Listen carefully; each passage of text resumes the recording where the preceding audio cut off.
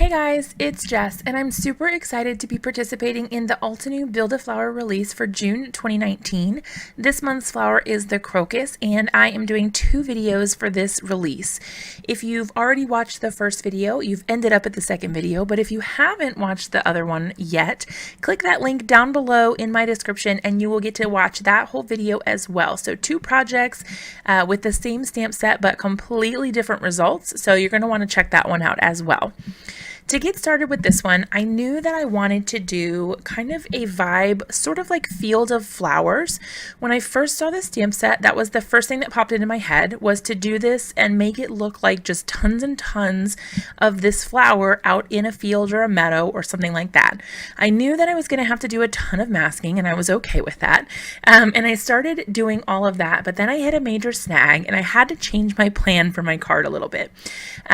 When I was doing my layering, because these are layering stamps, I was using a Post-it note to mask off some of the area that I had been stamping. However, the Post-it note is not made to take as much ink as I was stamping over it, and it did bleed through, unfortunately. So when I revealed what should have been my perfectly crisp stamped images all masked off, I had some ucky, yucky bleeding. Boo. So I had to change my plan a little bit and just kind of modify my card plan. If you guys watch my channel, you know that I don't like to give up on cards and start over, so I decided to stick with it and try to figure out what to do to make it work, even though I had that oopsie whoopsie. So I went to work trying to figure out what to do with it, and I decided that I would do some more layering and I would do some more masking, but then I would also use some die cuts of the stamped images to layer on top of those areas where it had bled through. And I'm actually really happy with the way that the card turned out, so hopefully you guys will like it too.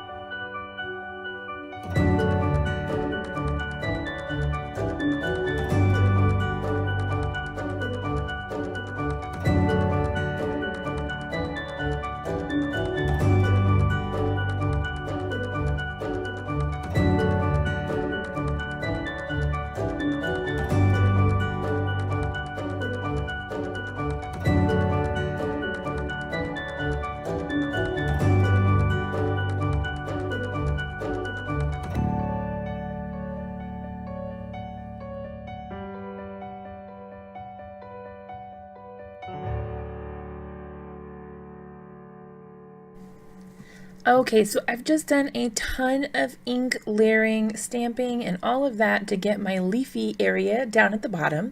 And now I'm using some ink just smooshed right onto an acrylic block. I spritzed it with a little bit of water, and I'm using a spare piece of plastic to pick up that ink and then smoosh it directly onto my card base. I feel like this gives a more natural look, and it kind of helps it sort of all blend together a little bit more. I don't know, for whatever reason I feel like this works. So What I'm doing here is just adding on some of the die cut pieces that I had already cut and layering them up with foam so that I can pop them right up off the card base and then make sure that those yucky spots that we bled through on are covered up so that you don't see them when you're looking at the card. I did repeat this same process with the leaves for the bottom portion of the card, so I'll pop on some more music and let you guys watch this come together, and then I'll be right back with you as soon as this part's finished.